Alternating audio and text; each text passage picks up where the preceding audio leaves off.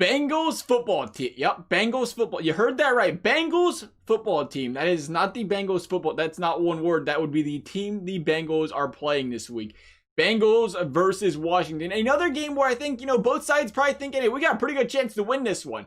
But this is a Bengals team where I think the big question comes is, can this Bengals O-line contain Chase Young and company? This is a Washington Redskins defense and Montez Sweat, Kerrigan, Young, who have combined for 13 sacks so far this season and are ranked 5th in the league right now in sacking the opposing team's quarterback. And this is a Bengals offensive line, as we know, has been shuffled back and forth, back and forth, back and forth. Injuries, just shuffling in general and so forth throughout the season because of how much Joe Burrow has been hit. But recently we've seen this offensive line start to play a little bit better here. And I think that means this is going to be a test. This will be a test of, is what the Bengals throwing out there now, is it improving? Are we starting to see some offensive line improvement? Is the coaching staff getting these guys playing together better? And is getting some of these guys back and healthy and some of these guys more playing time?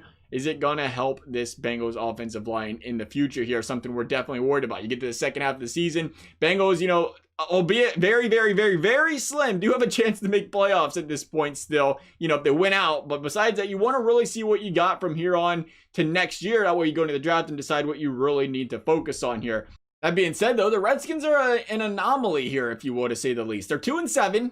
But they're currently sitting with the best ranked pass defense in the league right now. And of course, looking at that, the Bengals and Joe Burrow's already seen Indianapolis. They've seen Philadelphia. Two teams also ranked in the top 6 in the league right now as far as pass defense is concerned. And Burrow hit both of those teams up for 300 plus yards. And sometimes it can just be, who have you seen? As far as the Redskins are concerned, they've seen the Cowboys without a quarterback. They've seen the Giants twice. Really, the two teams that have really tested this defense, I would say, is, would you say, Stafford and Kyler Murray so far this season? And both quarterbacks had a pretty good day against these guys. So how Joe Burrow does against this team, it'll be interesting. I think he'll be able to handle them, but you can't, don't sleep on this team. For a 2-7 team, you can't be sleeping on them. There's one thing I'm going to be watching this game, most importantly here for me. It's the fourth quarter. Look, I know it's the Redskins, you don't want to hear, but it's probably going to be a close game, period. It might end up one score. It might end up a 10-point game. And for the fact of the matter is, we've seen this Bengals defense, even the offense, it's gone across here. Maybe this is why you hear some heat of the coaching staff. You got to keep your team composed all 4 quarters here. But last week, let's talk offense. You get to the fourth quarter and Joe Burrow's just getting annihilated out there.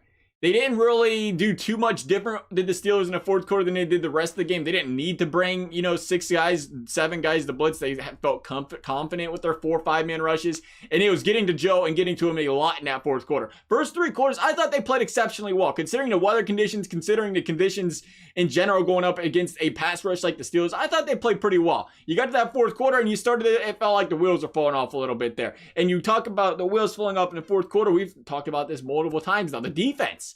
You get to the fourth quarter, the defense keeps you in games. They've been playing well all game, and it just seems like they run out of gas, and the other team just goes off. Whether that be, when it was playing the Browns and stuff, they get to that fourth quarter, and they just run the football all over you the rest of the game. The Steelers, it was going up and down, and Bengals last week. Now, again, you got to keep in mind, they was running backup cornerbacks out there, making it a heck of a lot easier for Joe Burrow as well. Fact of the matter is, though, they was doing a pretty solid job of controlling this team for, the first 3 quarters. And we've seen it week in and week out. And maybe, again, because there was injuries on the defensive side, we see some of these guys hopefully come back healthy this week. Maybe that'll change. But it's been glaring all season. I want to see it improve as a Bengals fan. And as far as watching this Bengals team, I'd like to see them play a strong 4 quarters and see what they're capable of doing here. I think they're more than capable, though, of beating this Washington football team. We're going to get it right. Washington 20, Bengals 30. That's it. We're saying 10-point dub for these Bengals. Got to get the ball rolling again here. Thanks for watching. We'll see you next time.